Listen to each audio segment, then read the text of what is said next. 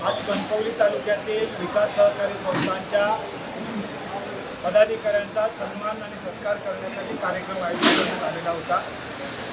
आज जवळपास 19 विकास सहकारी संस्थांनी काल 30 जून अखेर जिल्हा बँकेची 100% कर्ज परतफेड केलेली आहे आणि खास करून असलदेसारख्या एका विकास सहकारी संस्थेने सभासद संस्थेच्या पातळीवर सुद्धा 100% कर्ज परतफेड करून घेतलेली आहे। याबद्दल त्यांचं सगळ्यांचं अभिनंदन करण्यासाठी आम्ही इथे आलेलो आहोत। त्यांचं सगळ्यांचं आज अभिनंदन केलं, त्यांचा सत्कार केला। या सगळ्यांच्या माध्यमातून एक दर्जात्मक आणि गुणात्मक सहकार उभा राहावा यासाठी खरं तर ही चळवळ आहे। या सगळ्यांच्या माध्यमातून या जिल्ह्यातल्या शेतकऱ्याला केंद्रबिंदू बांधून विकास संस्थेचा पाया असणारा शेतकरी सक्षम झाला पाहिजे, विकास संस्था सक्षम झाली पाहिजे। याच्यासाठी जिल्हा बँक सातत्याने वेगवेगळे प्रयत्न करते आहे। अनेक प्रकारच्या अनुदानाच्या माध्यमातून मागच्या 4-4.5 वर्षामध्ये आज जिल्ह्यातल्या जवळपास 228 विकास सहकारी संस्थांना आम्ही जवळपास 3 कोटीपेक्षा जास्त रक्कम ही वेगवेगळ्या माध्यमातून त्यांना आर्थिक मदत दिलेली आहे। या सगळ्यांना आज सहकार क्षेत्र मजबूत होत आहे।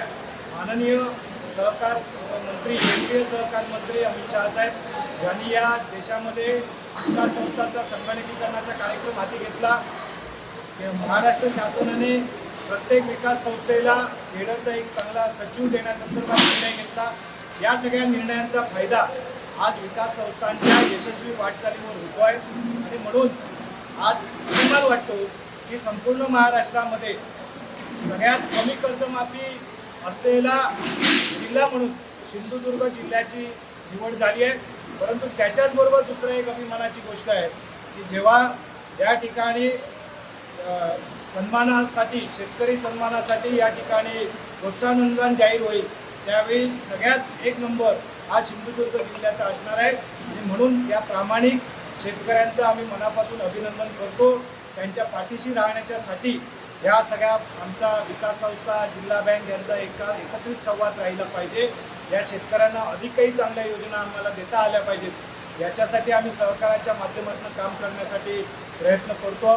आज विकास संस्थांच्या माध्यमातून या प्रत्येक गावामध्ये सुद्धा त्या ठिकाणी शेतकऱ्यांशी संवाद करण्याचा सुद्धा आम्ही या पुढच्या काळामध्ये प्रयत्न करणार आहोत। या सगळ्यातनं हा जिल्हा सक्षम झाला पाहिजे आणि या जिल्ह्यामधला शेतकरी सक्षम झाला पाहिजे आणि जी पुढची पिढी आहे की या जिल्ह्यामध्ये स्थिर होण्याच्यासाठी किंवा आपल्या जिल्ह्यातलं होणारं स्थलांतर रोखण्यासाठी सहकाराच्या माध्यमातून शेती आणि शेतीपूरक व्यवसायाला बळकटी देण्यासाठी खरं तर आमचे सगळ्यांचे प्रयत्न चालले आहेत आणि याच्यासाठी आज हा कार्यक्रम आयोजित करण्यात आलेला होता। धन्यवाद। स्थानिक संस्थांकडून सभासद जेव्हा कर्जासाठी अर्ज करतो त्यामध्ये लागणारा विलंब टाळण्यासाठी सिंधुदुर्ग जिल्हा बँक काय उपाययोजना करेल?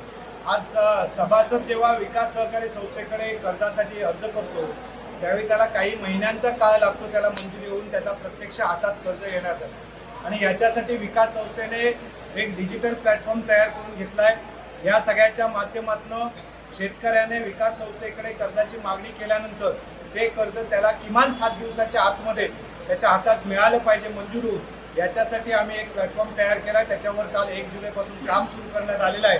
पुढचे 2 ते 4 महिन्यामध्ये याची कामाची कार्यपद्धती निश्चित होईल आणि त्यानंतरच्या काळामध्ये आमच्या जिल्ह्यातल्या शेतकऱ्याला डिजिटल प्लॅटफॉर्मवर कमीत कमी वेळेत गतिमान पद्धतीने जिल्हा बँकेकडे ज्या ज्या प्रकारचं कर्ज मिळतं त्या सगळ्या प्रकारचं कर्ज त्याला विकास संस्थेकडून बँकेपेक्षा 1% कमी व्याजदराने विकास सहकारी संस्थेकडनं दिलं जाईल। याच्यासाठी आमचे आता प्रयत्न चालले आहेत आणि त्याच्यासाठी विकास सहकारी संस्थांनी सुद्धा आपली आवश्यक ती तयारी पूर्ण केलेली आहे। ताज्या अपडेट्स आणि ताज्या बातम्यांसाठी आजच सबस्क्राईब करा आपला सिंधुदुर्ग डिजिटल न्यूज चॅनेल।